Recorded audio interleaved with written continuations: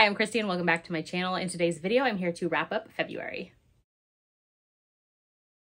So for February, I ended up reading 38 books. So my family and I did go on a vacation to Maui in Hawaii for a week and a half at the beginning of the month. So I did feel like my reading was lowered, but it kind of wasn't at the same time because I did fit in a ton of novellas while we were on our trip. But since that was kind of like right in the beginning to middle of the month, I never did like a mid-month wrap up. So today we are here to wrap up the entire month of February. I'm going to try to keep this pretty short because I have a lot of books to get through. But of course, if you ever do want to see more of my thoughts and my full reviews on any of the books that I read, I do review every book I read and I post my reviews on my Goodreads, which you can get to that from the description of all of my videos. So in February, of the 38 books that I read, I had five stars, I want to say. Probably 7 because 2 of them were like rereads for one of the things I was doing. So technically 7 5-star reads in the month, but 5 like new books that I read for the month were 5 stars. So yeah, without further ado, we'll jump into the books. So first up, I did read the Six of Crows and Crooked Kingdom duology. This was like part of a read-along that I was doing, which we had a whole live discussion on the series on McKay from Oh Hey McKay's channel. So I know for quite a few of the other hosts, this was a reread for them and they love this series. For me, this was actually the first time I was reading the series. So I definitely had some thoughts. This is definitely a classic like YA fantasy series that I know is loved by so many. So I will keep this pretty brief because I do have like a little vlog or like of my thoughts while I was reading it coming out, which you can check out on my channel soon. It's going to be like pretty short, but basically Six of Crows is the start of the series. I gave it 3.5/4 stars. This one does have a heist plot and you see Kaz and Inej and Nina and a bunch of the other characters coming together to kind of set that all up. There are 6 of them. So the Six of Crows.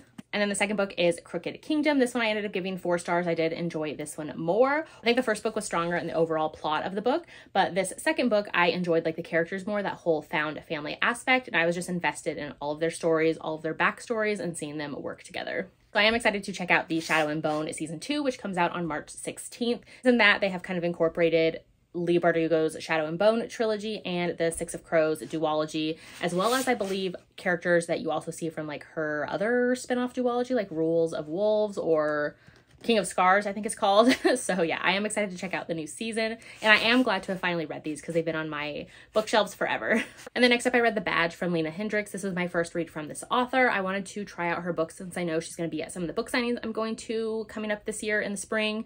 So I decided to try her out and was recommended this series to start with.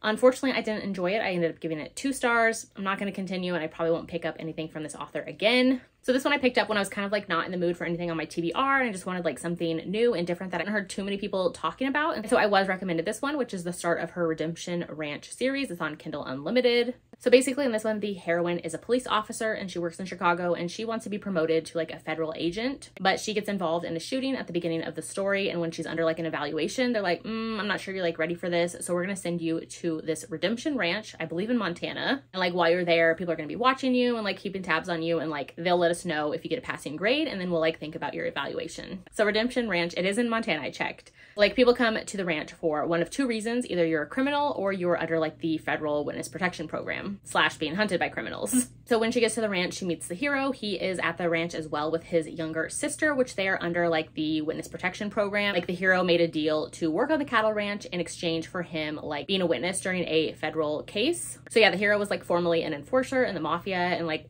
his brother is like a bad guy and he wants to get away from him, like have new lives and start over. So the hero and the heroine are pulled to one another like right from the start. And then he kind of like is shocked because he realizes that she's the one that he was involved in the shooting as well and like took a bullet for her during all of that. So they kind of have like a connection already. This one, it just felt like too insta-lovey for me, too like insta relationship-y. I didn't believe in their connection or chemistry at all. They just get together like way too quickly and it felt like a lot of telling us instead of actually showing us the relationship. And besides the start of the story when the plot was like interesting, the rest of the plot of the story is just kind of like blah and boring. Like I honestly just had to force myself to get through this one and like I couldn't wait for it to be over. It was just one of those where the characters and the romance just felt very surface level to me and so they never really like grabbed my attention, didn't make me want to continue the series, and like I probably won't pick up anything from this author again. So yeah, 2 stars for The Badge from me. And then next I read an arc of The Wolf and the Wildflower by Stacey Reed. This is one of her newest books this year. It actually just came out on February 27th, so it's out now. which I think Stacey Reed said she's going to have like 4 or 5 books this year coming out, which I'm so excited for. I'm obsessed with her historical romances. So this one is definitely a unique setup and a unique premise. I ended up giving it 3.5/4 stars though. It's not my favorite from her. So in this one, we actually find out that the heroine has lived her entire life as a man. Like since the moment she was born, her mom was wanting a son for her husband who like really wanted an heir, and the mom was told like not to have children again, and like she was already in a dangerous situation with like her pregnancies. So when the baby was born, the mom like just assumed and told the dad like, hey, like look, our son is here, and like they're all celebrating. The dad leaves the room, and then the midwife tells the mom like, hey, like what are you talking about, like this is actually a daughter. So and so she's like, oh my god, like I can't go through this again, like I'm not supposed to. He's gonna want an heir though. Like he's so stuck on that fact, because even though her husband like really loves her, he's just like blinded by this like want for an heir, which she like can't get it through to him. So the midwife tells her like, hey, what if you just play along for a little while, give your body like time to rest and heal, and then maybe you can talk to him about it in the future. So like just play it off in the beginning that the baby is a boy instead, because like, you know, like how involved are these fathers like with their children in these like aristocratic times? Like, you know, like let's just play it off. So the like temporary situation, the mom ends up like never telling the father, and it goes for their daughter's entire life. So we catch up when she is 23, and she's actually just graduated from like a university in Switzerland, I want to say, getting her degree in psychology, which is what her father does as well. He's like a renowned psychologist. Yeah, like besides her mom, nobody else knows that she is actually a girl. Like she's been living as a boy. She has like disguises and everything going on. So at the same time, the hero was an heir to a dukedom, and when he was about 17, 18, he actually went missing after like a shipwreck. For the past 10 years, everybody has assumed he's been dead, although people will like come out and claim that they're him and all of this like drama. But he has actually found when the story starts, and he has been living like a very solitary life, isolated up in the super tall mountain in the Yukon. So the hero comes back, and he is the Duke now because his father passed away in the time that he was gone, and his mother is super set on her son being this like polished, refined Duke that society and the queen even, you know, expects of him to be. But when the hero came back, like he's definitely a changed man, and he has not been around people. So like everything's very loud. He doesn't want anything to do with like this like aristocratic nonsense. You know, he's just like over the society standards. So his mom ends up hiring the heroine's dad and her, because she's like her dad's assistant, to come and like work with him and figure out what's going on, because she wants him to be like, you know, refined for the queen who wants to meet him in a couple weeks. So the hero comes off kind of cold and quiet at first. Like he doesn't talk a lot to people. He's just like not in the mood for anybody's nonsense and doesn't deal with any of his like family and his mom's nonsense. But he decides to like go along with this. And so he meets with the heroine and her father. And like right away, he picks out that the heroine is like not who she is posing as, which of course is a man, and he like picks up on that and like clues in on her and is like, hey, like me and you need to work together, because like if you can easily pass off that you're like living as a man to everybody, like you can pass off to my mom and everybody else that I'm like this distinguished Duke that they want, when like I don't really want to change. Yeah, they have that instant attraction and connection. I did think a lot of the parts of the story were really interesting, but there were some parts that I had issues with as well. Like the fact that the hero finds out about the heroine's deception, like at the very beginning, like when he first meets her, he immediately knows and like he smells her a lot. He knows that she's like a woman. And so I thought it was interesting because they have all this time together and they spend time together. They're like getting together, but it's not until 77% into the story, because I like made a note of it in my notes, because I was like, why is he like not asking her why she's been living her life as a man? Like, wouldn't this come up like ever? Like he never asks. They never talk about it. It's even mentioned that the hero like lived with a wolf pack for a time when he was in the Yukon, and I kind of just like wanted more of the story. Like I wanted more of what was going on with him. Like this whole time he was living 10 years alone. I kind of wanted him to be more interested in the heroine and like her story and like why you're living as a man and like why you're not telling your family. So like I wanted a little bit more instead of this just kind of like lusty attraction that they have. I did really like the premise, and I did believe in their connection. I just wanted a little bit more depth and like more things fleshed out here, because the story is pretty short. But yeah, so it's out now, and I gave it 3.5/4 stars. So next I read The Dark King by Gina L. Maxwell, and I ended up giving this one 3/3.5 stars. So this one, I definitely went into it with lowered expectations. I heard it was just like a sexy, fun fantasy romance, and I was like, yes, please, I'm in the mood for that. Like, let's just go. It's going to be entertaining, and it was. So this one basically follows this Fae King and his court who have been exiled to live in Las Vegas. And then we have an accidental drunken marriage between him and the heroine, who is a human woman. So yeah, I grabbed the audio of this from my library. So I grabbed it on Libby. I didn't go into this expecting like this sweeping fantasy, like epic world building romance, because it's definitely not that. Like that's not even what it was trying to be, which I did like. But like for what it was, which I think it's described as like Katie Roberts' Neon Gods meets 50 Shades, like it definitely delivers on those vibes. So like I mentioned, the hero in this one is the King of the Fae, and he lives in Las Vegas, where he owns this like casino and resort like hotel situation there. So the heroine actually wins this like weekend stay at his resort, and like she just lost her job, so it's like the perfect chance for her to get away and just like, you know, enjoy life for a little bit. So she takes it, and like when she's checking in, she sees the hero from across the room, and they like just feel pulled to one another and have this like moment. So they end up spending the whole night together, like going to dinner and to clubs and just like having a fun night together. And then they end up waking up together the next morning hungover and realizing that they're married. So there were some interesting things in here happening with the Fae, like with the hero. He actually, once he's like bonded with somebody and like married to somebody, like the Fae cannot be apart from this person or they start to like die. So he and the heroine decide like, hey, we're just gonna like annul this situation and like move on. And so he hops on a plane and is taking off, and he starts getting like really, really sick and realizes like, hold up, like something happened when we got married last night and I need to be near her or like I'm gonna die.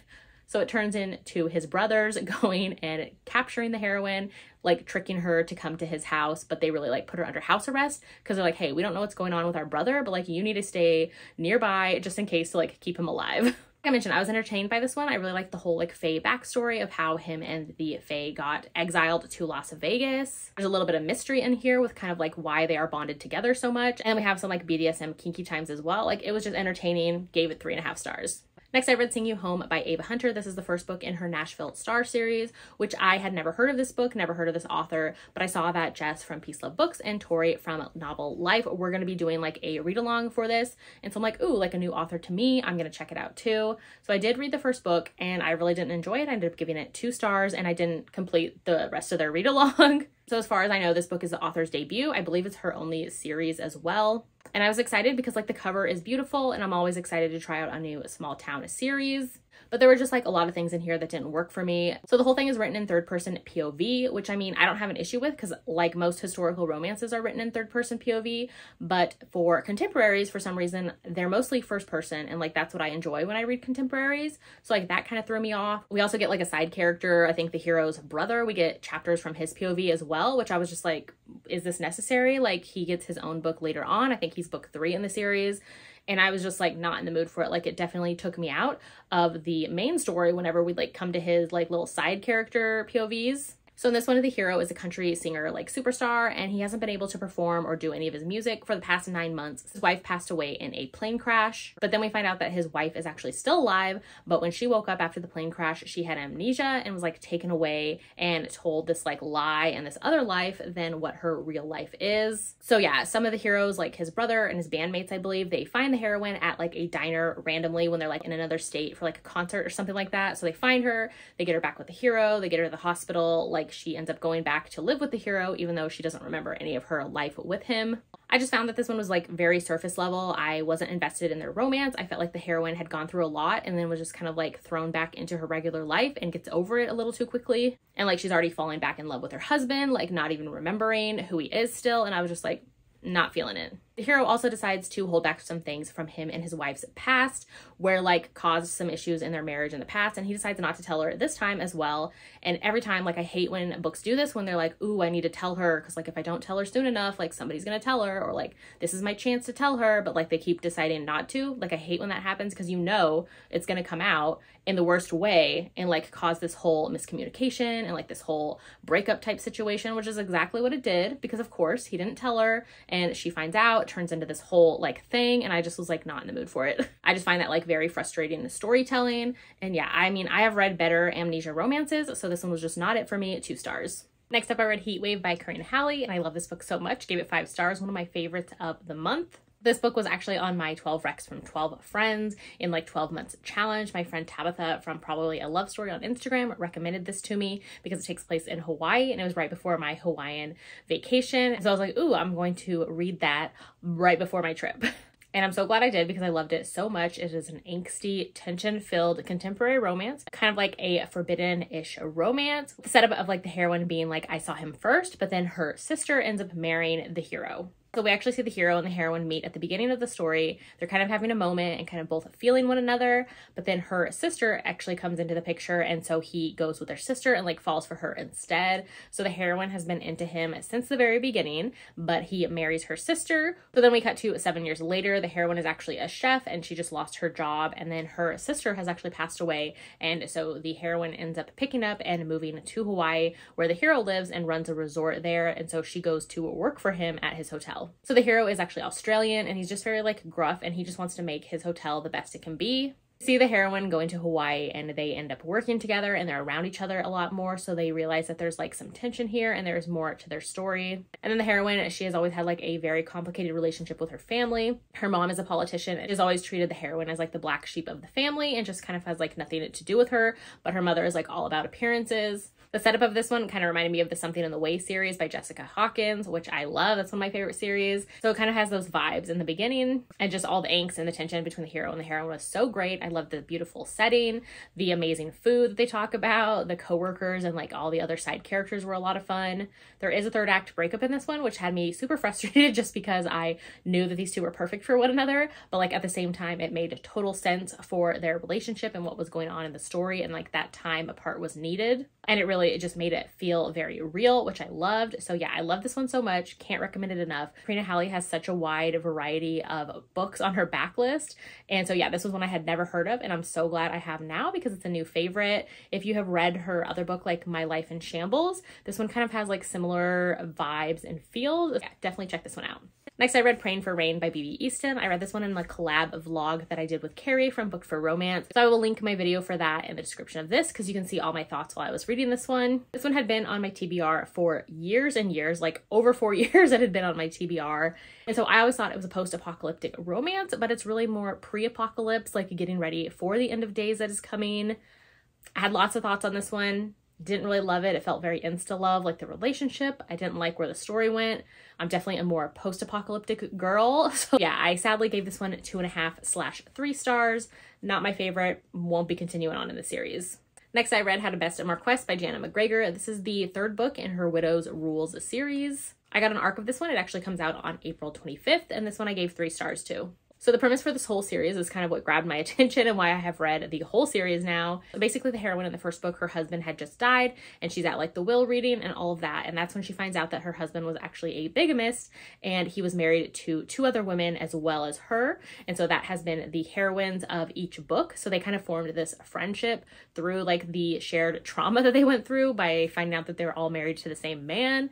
And so each of those heroines has gotten her own book. So this one is actually a second chance romance between the heroine and then somebody she was almost engaged to 8 years ago in the past before she met her husband who like was the bigamist. So in this one, the heroine was left financially ruined from her husband when he passed away. He had like taken her whole dowry and just disappeared with it. Now she's living with her brother and he's pushing her to like remarry again, and he wants her to remarry this like 80-year-old older guy, and she's like, no thank you. So she's very determined not to marry ever again and sets out to go find her own fortune and like her dowry that's missing. So she ends up at the hero's doorstep, which he is now a marquess, and she wants his help. She first wants to borrow his carriage to like go on this journey to find her dowry, and then she actually ends up inviting him to help her as well.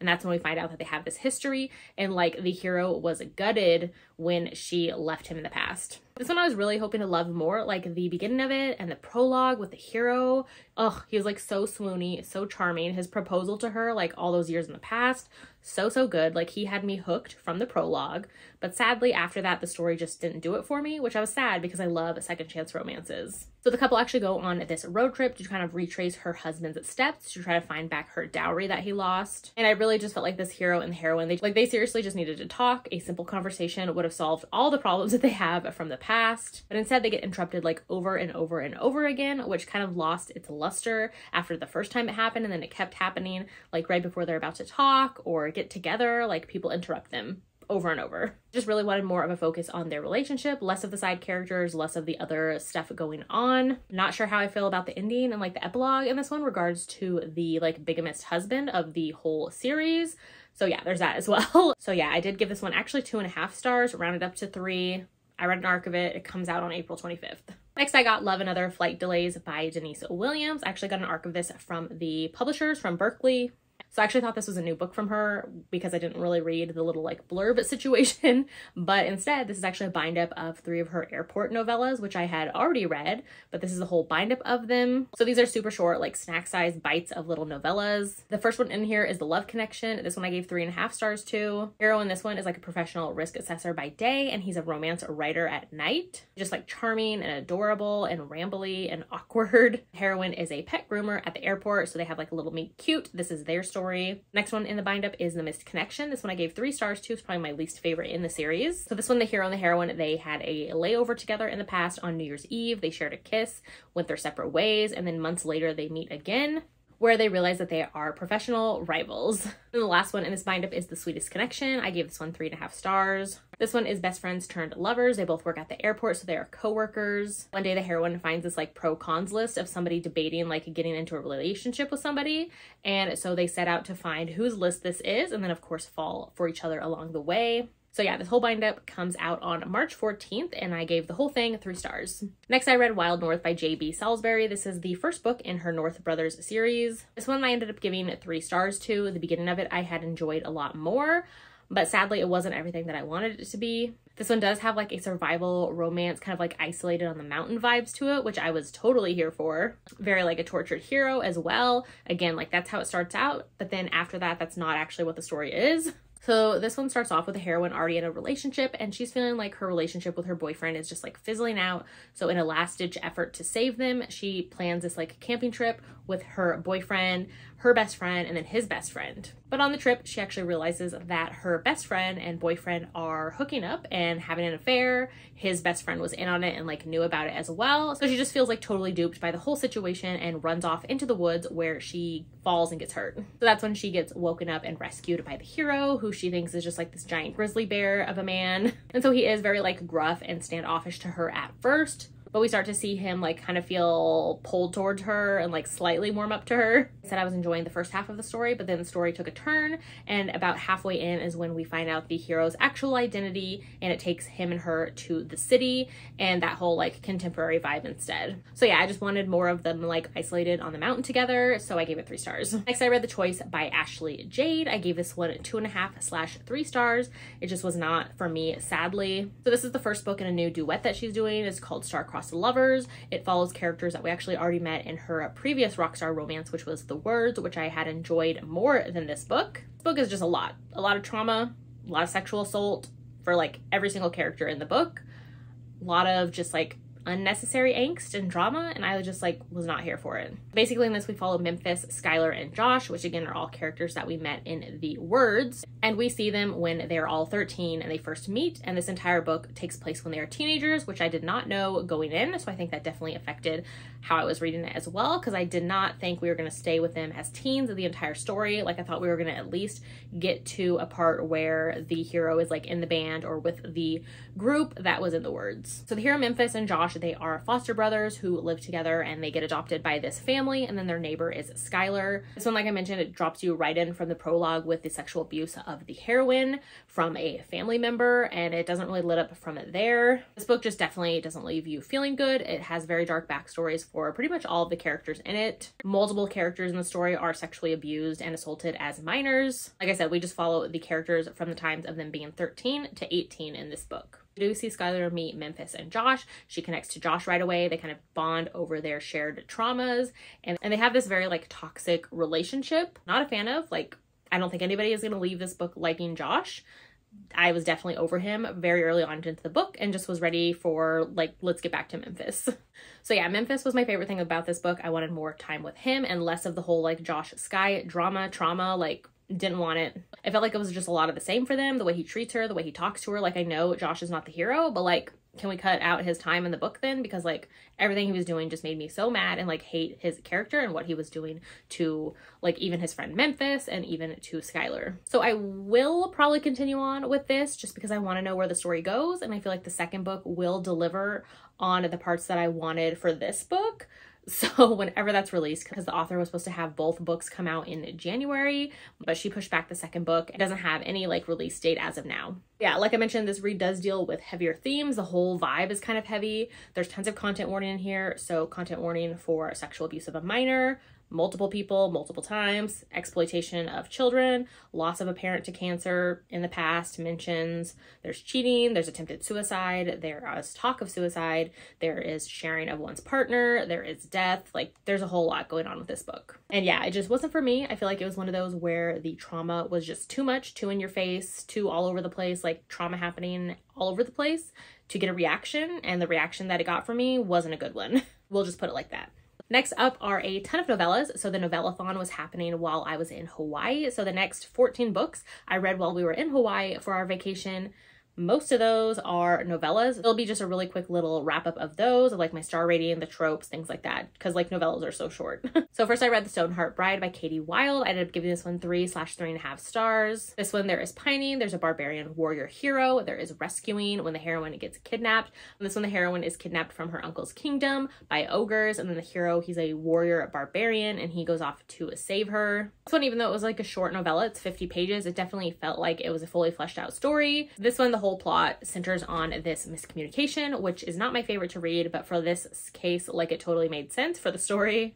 And yeah, it just had like sweet and steamy moments, so 3.5 stars. So I read Cupids Peak, which was the group read for the novellathon. This one was a cute little Valentine's Day novella. I gave it 3 stars. So in this one, we get the heroine set up on a blind date. That turns out to be her high school crush from like a decade ago, and he's been pining for her as well. This one, I wanted a little bit more from it. I wasn't super invested into the characters, but the steam and the fun delivered, so 3 stars. Then I read Surrender by Rilsey Adams. I gave this one 4 stars. This one, the hero and the heroine became fast friends in college, even were roommates for a time with like other friends as well. So on the last day before they moved out of their like college shared house together, they made a pact that they spend 2 nights together in 12 years to explore what could be between them that they never let happen. This one's super short, but we get a lot of glimpses and mentions of their past together and their like friendship over the years, so I totally believed in their chemistry. This is just a delicious, fun vacation romp filled with toys, like so fun. Next, I read Coming Home by Kennedy Ryan. This is her Audible original that came out in February. Loved this so much, gave it 5 stars. The hero and the heroine were friends in college. She always felt like, to him, the one that got away, even though they were never together. Crushed on her, she secretly crushed on him as well. Like, the timing was just never right for them to be together. So now they've known one another for 20 years, and it is the first time that they're about to be around one another again. Both of the characters in this both chased their dreams of becoming high-profile journalists, which the heroine became like a popular morning TV show host, and the hero is an award-winning investigative journalist. So the heroine actually gets asked by their college to interview the hero for a homecoming celebration that the college is having, and so that's when they get back together. I was just obsessed with the connection and romance in this one, and the chemistry between the characters. Like, Kennedy Ryan never disappoints. This was so good. Loved it so much. The narration was amazing. So good. Go check it out if you haven't. Then I read When the Farmer Met the City Girl by Jessa Kane. This is just a wild, unhinged time in the best possible way, and I gave it 4 stars. In this one, the heroine is a city girl. She's taken a detour at night. She left her home. She gets lost out on a country road, and so she ends up parking her car, and that's when the hero finds her because she parked outside of his farm. So he comes to see what's going on and offers her his place to stay for the night because it is cold out there. This one, we find out that both of them are virgins, so it has a fun little sweet cute setup. Yeah, just a fun time. Like, it's Jessa Kane. Like, it's unhinged, it's wild, it's fun. 4 stars. Then I read Love, Laugh, Lick by Kate Pryor. This is the first book in her Claws and Cubicles monster romance series. Didn't really enjoy this one. I gave it 2/2.5 stars. In this one, the heroine is a personal assistant to the hero, and he is this like dark lord. He is undead, and she can't stop wondering what's underneath his robes. But soon she does find out, and she realizes that he has 3 fun packages underneath his robes for her. So this read was kind of strange because the whole world and setting made like 0 sense. It's like this corporate world, but it was overtaken by these like dark lords. So yeah, I just didn't really enjoy this one. I guess I wanted more plot from it, or like for it to make sense of what's happening. The characters as well just didn't grab my attention either, so I just wasn't invested. So yeah, 2.5 stars. Next I read Twas the Night Before Poison Day by Ruby Dixon. This is part of her Ice Home series. I believe it is like 9.5 for a novella. It was super cute and short. It's like 20 pages. You can get it from the author's website or newsletter. It's just a fun little check-in with the Ice Home crew as they get ready for Christmas, or No Poison Day as they call it. Yeah, just a fun time. Gave it 3 stars. So then I read, let me read the title because I will not get it right. How My Boring Life Was Completely Derailed and I Was Absolutely Railed by 2 Big Blue Alien Dudes from Outer Space. This one I gave 3.5/4 stars to. It was a fun time. I saw a couple other people reading it for the novellathon, and I was like, sign me up, that sounds great. This one's a super fun MMF alien romance. The heroine in this one is human, and she's like a gas station attendant, and she wakes up on another planet where she runs into the hero who is like the king there. So the hero and the heroine, they actually met online without her knowing she was talking to this like alien king hero the whole time. And so he decides to bring her to his planet to be with him. The hero is ready for her to stay. He wants her to be the queen of his planet and live with him, but she's like, I'm not sure about that. So they decide to have one fun night together instead. And the other hero, who is actually the king's bodyguard, he gets involved as well when he comes to check in on them, and then he ends up joining in on the fun. This one I just love, like the representation. All the characters are curvy. I love that the heroine is older, she's tall. She's like, I think 5'10", 36. Pleasure on their planet is symbiotic, so like what she feels, he feels, and so on. This was just a fun one to see like all sides of the MMF setup, like having fun, getting off together. There is a language barrier between the bodyguard hero and the heroine, so I loved seeing them communicate in their own way or through the other alien king hero. It does kind of leave off on like a happily for now situation, but like it was just a fun time. Great time. It's on Kindle Unlimited, read it.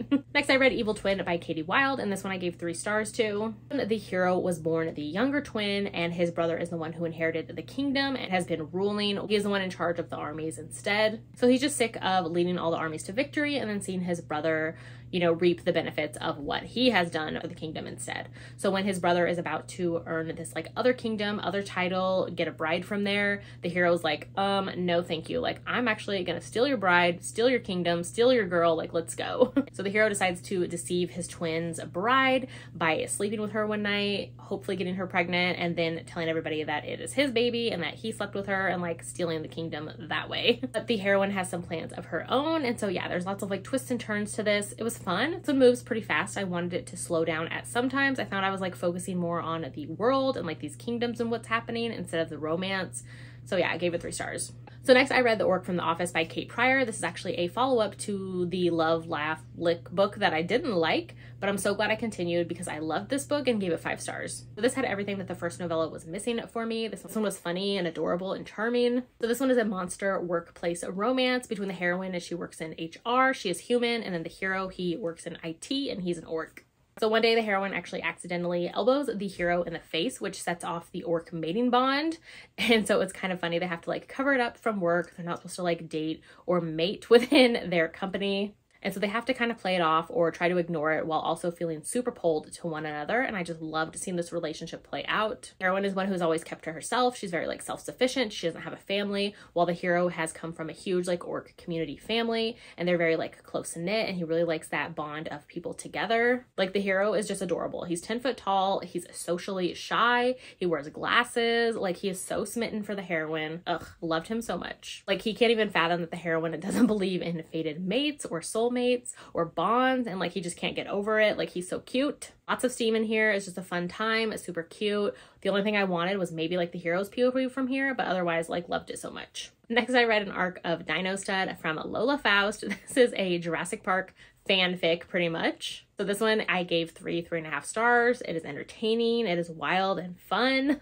So I saw Crystal from Crystal's Bookish Life post about this being on NetGalley as a read now, and she's like, I'm not gonna read it, but like I feel like people need to read this. Like I want to know what it's about. So I decided to download it, and at the same time I saw April from Happily Ever April was reading it as well, and so we were chatting about it, and like it's just a wild fun time. Basically in this, it is like set in the future, like dino breeding and dino, like all of that is happening across the US. The heroine is a paleontology student, and she decides that she wants to go work for the summer at this like top breeding dino facility in Missouri. It's there, and the place is kind of kept a secret, so it takes a little bit for her to get in. And then once she's in, she is super surprised that the hero is there, and he is actually like this famed paleontologist geneticist who like sequenced dino DNA and like all of these things, but he is like supposedly dead and like died in a helicopter crash, or that is what like everybody else in the field and the world believes. So she's like, oh my god, like you're alive and like you've been working here the whole time, like what's going on? So yeah, it turns into her and the hero falling for one another. The heroine gets to work around these dinosaurs. It was actually a lot tamer than I thought it would be, but yeah, it definitely gave like Jurassic Park vibes. Very insta-love, but a very short read. I know it is on Kindle Unlimited, as well as a few more from this author, which I know April went on to read more, and she said like they are a lot wilder. Like this one is definitely tame. The other ones are just like straight up dino erotica, so we'll see if I get to those ever. But I think these covers are absolutely stunning. Like the more I look at it, the more I'm obsessed. So yeah, fun time, gave it 3.5 stars. And I read The Right Move by Liz Tomford. This is the second book following up Mile High. I loved this book so much. It was my favorite read in February, gave it 5 stars. Well, the first book, Mile High, like I thought it was okay. Wasn't my favorite. This one, absolutely loved it, like so much better than the first book. So this one does follow characters that you already meet in Mile High, but like you could totally read this as a standalone. I know a couple friends who did read it as a standalone, loved it, like regardless without reading Mile High first. The hero in this one is a basketball star, and he is the brother of the heroine of book 1. And then the heroine in this one, she is the best friend of the hero's sister, so she works with the heroine of book 1 like they're flight attendants. I just adored this book so much. The hero was everything. He is everything romantic and swoony, but like in a very quiet way, which I absolutely adored. Basically, in the first book, the heroine ends up finding out that her boyfriend of many years that she's been with forever, he was cheating on her, and so she needs like a new place to live. And so her best friend, she says like, why don't you go live with my brother, the hero of this book? So they become roommates, and at first the hero is kind of like standoffish towards her. They're very like opposites, but over time you see them fall for one another. There's even like a fake dating situation. The hero is like the new captain of the basketball team, and the manager of the team and the coaches are kind of like not feeling him as far as like, you know, like you're just about the sport, like don't you have a life outside of this? Like you need to, you know, be a better role model for your teammates, like get along with people better, kind of like open up and have a life really outside of basketball. He decides to say that he is dating the heroine, and so they have to fake date to impress the manager of the basketball team. And then it kind of helps out the heroine as well, because she is due to go to this like wedding of some of her best friends from childhood who are all still friends with her ex, who is going to be there with a +1 at the wedding. But yeah, there's so much more to this. Like it is just so good, and I don't want to say like much more because like you just need to read it. So amazing, so swoony, so romantic. Loved this book so much. It's definitely my favorite of the month, and probably in my top 2 of my favorite books that I've read so far this year. This also had like just the right amount of the couple from the first book in it. Like we get moments with them, but they're not overwhelming. They're not a lot. It was just like the perfect amount of seeing the first couple still, which I love to do in series, is like still see our favorite couples that we already love. Side characters in here are amazing, like 2 of which I cannot wait for their books next. Like once you read this and meet them, like you will know too. Ugh, so good. I can't wait for more from this author in the future. Next, I read Complicated by Claire Kent. This is a novella from her, and I gave it 3.5/4 stars. This one is a contemporary, and it has an age gap. The hero is 12 years older than the heroine. This one starts off as a no strings attached arrangement, and then of course leads to more. This one, the hero and heroine met when they were both working on the political run for his brother. I think his brother was like trying to become the governor or something. And so they met while working on the campaign together, just like hit it off and decided to have this like no strings attachment. So when the story starts, the couple is already like a couple of months into their no strings attachment relationship. Like they don't know a ton about each other's personal lives. They do after that, because the heroine's a college librarian, and she meets the hero's college-age daughter, who like confronts her one day and is like, oh my god, like you're sleeping with my dad. This lead into a little bit of complication when the hero's daughter finds out, and then they both are also realizing at the same time that they're both wanting more from the relationship, but they don't know how the other one feels. I really loved the hero in this one. He's just like so sweet and caring for the heroine. Yeah, it's just a fun short time. I gave it 3.5/4 stars. Next, I read 7 by Claire Kent. This is another contemporary romance novella with that no strings attachment setup. This one I gave 3 stars to. This one all takes place in a day. The hero and the heroine actually met at a bookstore in the past. They hit it off. They had great conversation. It led to them going across the street to a hotel and hooking up. And like when that began, the hero was in town for 6 months before he has to go back to London. And so they're both like, yeah, we're only looking for something casual. When the story kicks off, they're already 5 months into that 6th month setup. It's just a couple weekends until he has to leave to go back to London, when they are hanging out one weekend, and he decides to pose this like hypothetical conversation. So they talk about the possibilities of a woman being able to orgasm 7 times in 2 hours without the use of mouth or fingers, like just penetration. The hero is like, it could definitely happen, and the heroine is like, no way, sir. So he sets out to prove her wrong. So yeah, this one I wanted a little bit more from the couple. It was fine. It has an HEA. It was short, but yeah, I just wanted more from it. So not my favorite from the author, and I gave it 3 stars. Next, I read Hail Mary by Candy Steiner. This is the 4th book in her Red Zone Rivals series, the last book in her like newest college sports romance series. This whole series I've really enjoyed. I really liked the epilogue because it tied up the whole series. And yeah, this one I gave 4 stars to. This one was fun. Like the hero and the heroine actually meet, or kind of meet when they're 15 online. They play video games online together and like anonymously. So she knows who he is. He doesn't know who she is. They do go to the same high school. And so one day she decides to confront him and tell him who she really is in person.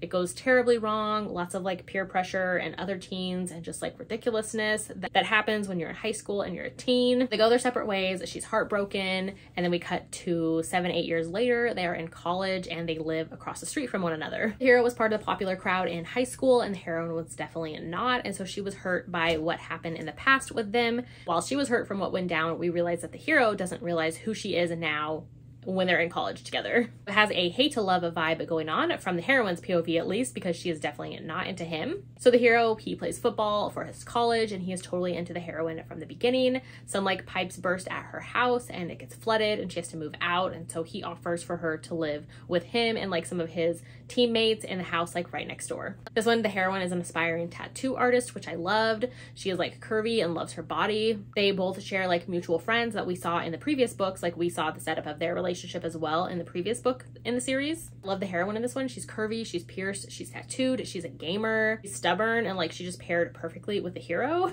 This one wasn't my favorite in the series, but it's probably my second favorite following Blindside, the second book in the series. There were moments in the story that I wanted more of that were kind of told of after the fact. There were some parts I wasn't a big fan of, just kind of like how her identity is played out to him, as well as like third act breakup situation. But all in all, a fun time, a great series, a great end to the series. There is content warning in this one for sexual assault in the workplace.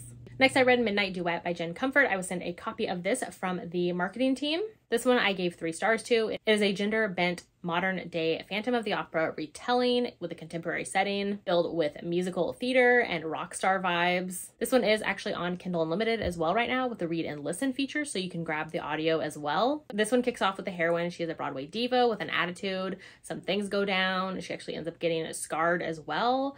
And she ends up fleeing New York and heading to Nevada, where her family owns this like opera house and former brothel. She wants to save the opera house and bring it back to what it used to be. And then the hero is from a German rock band, and him and his bandmates come and like rent out the place for a bit, and so that's when they kind of have this moment together. This one I did want a bit more of an emotional connection or something with the characters or with the couple, because I wasn't super sold on them. Rom-coms don't always work for me, and so the storytelling in this one was just kind of like a little bit too quirky, a little bit too bonkers for my personal taste. But if you do enjoy musical theater, rock star vibes, Phantom of the Opera retellings, the whole grumpy diva heroine, and some quirky characters, definitely check it out. Next, I read Between Wrath and Mercy by Jess Wisecup. This one I read as part of that vlog I did with Carrie, so you can see it in my fantasy romance vlog, which I will link above. I loved this book so much, gave it 5 stars. It's an amazing indie fantasy romance. I love that the heroine and the characters in here are older. They're all in their 30s. The heroine is actually a mom as well. So she has a teenage daughter in here who ends up getting kidnapped or disappears, and the heroine sets out to find her. And so along the way, she ends up linking back up with the prince of the kingdom, who was her love in the past. And they have this like second chance romance that was so good. I'm obsessed with the characters in this. Loved it a ton. Like, I talk more about it in my vlog, which you can check out in the link above. That book definitely leaves off on a major cliffhanger. So right after that, I rolled into the second book, which is Between Despair and Hope. I just love the magic and the fantasy world and the kingdoms in here and the characters, like their emotional connections and just like complexities of their friendships. Like they've hurt one another in the past. They've had trauma and losses. This second book is definitely darker. This one, I think it had more issues with it. It has some kind of like meandering points to it. Definitely falls into that like second book syndrome with like fantasy romances. First book actually just has one POV, which is the heroine's. At the end, we get like a chapter from the hero's POV, but this book jumps us into 6 POVs, which I don't know if the author struggled with all the extra POVs or what, but it was just like a little bit all over the place for me. There was moments I wanted more of and kind of wanted more answers, even answers answered from the first book. Whereas this book opened up the kingdom, opened up the world, brought us more characters, and just brought about more questions. And like some of the POV chapters I wasn't a big fan of. Like I enjoy all the other POV chapters. Some of them I definitely wasn't into what was happening and just kind of wanted more of the actual plot. It definitely did slow down in the middle for me. But yeah, it did pick back up. Like I said, I gave it 3.5 stars. It does leave on a cliffhanger as well, but not nearly as big of a cliffhanger as the first book. So I think the third book in the series comes out in the summer, in August. And so yeah, I will check it out then. And I was part of the ACOTAR read-along, well, still am, that Jess from Honest Fiction put together. I reread A Court of Thorns and Roses. This was my 4th time rereading this series. I'm obsessed with SJM. I could read her books forever and ever, and I will. So this is my gorgeous little book jacket, dust jacket from the Dusty Shop. Obsessed. Gave this 5 stars again. I actually listened to the graphic audios for these this time, which was my first time listening to any SJM audio. So impressed. Loved it so much. Like they say, it's like a movie experience in your ears, and it is. Like, it was so good. I definitely recommend checking those out. So then I reread A Court of Mist and Fury, Rhysand and Feyre. Like, ugh, obsessed. Love this book so much. Gave it 5 stars, of course. Like, this book is just perfect. Like, I love it so much. But yeah, the graphic audios are amazing. If you haven't checked those out, I definitely recommend them. The like sound effects and the music that they put to certain scenes, like just, ugh, it was so good. Which the graphic audios, I know they have them on Libby and Hoopla, so definitely check those sources out first with your library cards if you're able to, because they're amazing. Next, I read Rhapsodic by Laura Thalassa. This is my first time reading anything from this author. Sadly, I didn't love it though. I gave it 3 stars. This one, basically the heroine is a siren. She is a private investigator, but we see flashbacks to 8 years ago when she first met the bargainer as the hero. And so she basically made all of these deals with him. Like, I think she has like 322 deals or like unpaid favors that she has requested of him over the years. And so like now he is back and ready to collect on those. I did actually like the hero, and so he was super interesting, and he has like a very interesting like vibe and like interactions with the heroine. So the first half of this book I definitely enjoyed more. The last half I felt like it felt like a totally different book. So yeah, it was just okay for me. I have heard that her 4 Horsemen series like Pestilence and all of those are better, so I might check those out in the future. For now, I'm going to take a break from her. I definitely won't continue on with this series though. Like, it was okay. Next, I read Radiant Sin by Katie Robert. This is the 4th book in her Dark Olympus series, which is kind of like a contemporary fantasy, Greek mythology, like hybrid sort of world series going on. So it just came out in February, and I grabbed the audio from my library, and I gave it 3.5/4 stars. This series, like besides the first book in the series, which was Neon Gods, everything since then I have enjoyed. The first book I didn't really like. Basically, these are just entertaining. Like, I don't take them too seriously. They're just a fun time. They're entertaining. They're sexy. Like, they just are what they are. So in this one, we follow Apollo and Cassandra. This one has tons and tons of pining. He's wanted her for years. They work together. They have to fake date. It has Grumpy Sunshine, with her being the grump and him being the sunshine. Like, this was just sweet, hot, fun. Like, I enjoyed it. 3.5 stars. Then I read Twisted from Emily McIntyre. This is the 4th book in her Never After series, which is a fractured fairy tales, kind of like villains getting HEAs. This one is actually kind of very similar to the other one. It's the 4th book in the series. I have enjoyed them. They're fun, they're entertaining, they're sexy. I didn't enjoy the first book, which same with the other series. This one has Aladdin inspired vibes, so think like Jafar and Jasmine setup, but in a contemporary like jewelry business world. The heroine in this one, she is the daughter of a multi-million jewelry owner father. Her father's getting sick. He wants his daughter to marry soon, and preferably like an arranged marriage. And so the hero gets involved, and he offers up himself to marry the heroine, and he is like her father's right-hand man. So he offers up to marry her. This one has an age gap. He's 13 years older than her. Darker vibes. Like, the chemistry and steam is amazing. I love how the hero is one who thinks he isn't deserving of things and isn't deserving of the heroine. Lots of my wife talk and possessiveness from the hero, and has tons of fun little nods to Aladdin as well. And I read From the Embers by Ali Martinez, and I gave this one 4 stars too. This one is an emotional romance between 2 unlikely characters. So basically the hero in this one and the heroine, they were both married in the past to other people. So the hero was married to his wife, and then the heroine was married to her husband, and her husband and the hero were best friends, and then his wife and the heroine were best friends. So they were like part of this like friend group. So both couples have children, and the couples are like all getting together one day for like a dinner, just the adults there. When the house actually explodes, there's a fire. The hero has to rush and like grab his wife, or who he assumes is his wife, that he's saving during the like chaos of the fire.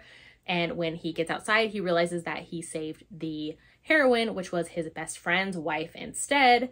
and they realize it's too late to go back in and save anybody else, and so they are the only two who survive the fire and like explosion. There's definitely a lot of emotional like trauma with this one that they're all working through, and then we see the hero moving in to the heroine's like pool house with his little daughter. She has her 2 children as well, and they're kind of like coping and working together and trying to raise these children through the grief. We do see them like as a year goes by after the accident, and the heroine starts to have like feelings for the hero, but she's like not sure what she should do about that or if she wants to feel that way about him. There are some things in the story that were a little predictable that happen, and not my favorite way of how like widowed romances play out, which I don't want to spoil anything, but like there's certain things that happen which I feel like often happen in like widowed romances to make it make sense, which I just wasn't a fan of. There's a little bit of over dramaticness and like soap opera level drama towards the end, which I wasn't a fan of, that kind of like whole suspense situation. But I did like the book besides all of that and had a good time, gave it 4 stars. Next, I decided to get back into the Ice Home series from Ruby Dixon, so I read Stephs Outcast, which I think is book 14 in the series. In this one, we follow the heroine, Steph. She is the human heroine who is on the ice planet, and she has been working as the therapist for kind of the whole group. She was like a psychology student and planned to open her own therapy practice back on Earth before she was kidnapped. And then the hero in this one is from one of the like clans that we meet in the Ice Home series. We actually meet him and his adopted son in the first book in the series, so it was fun to see him get his HEA. The hero is part of like this outcast group going on the planet, and the heroine is the one who is in charge of bringing like food and supplies and meals to him and his adopted son.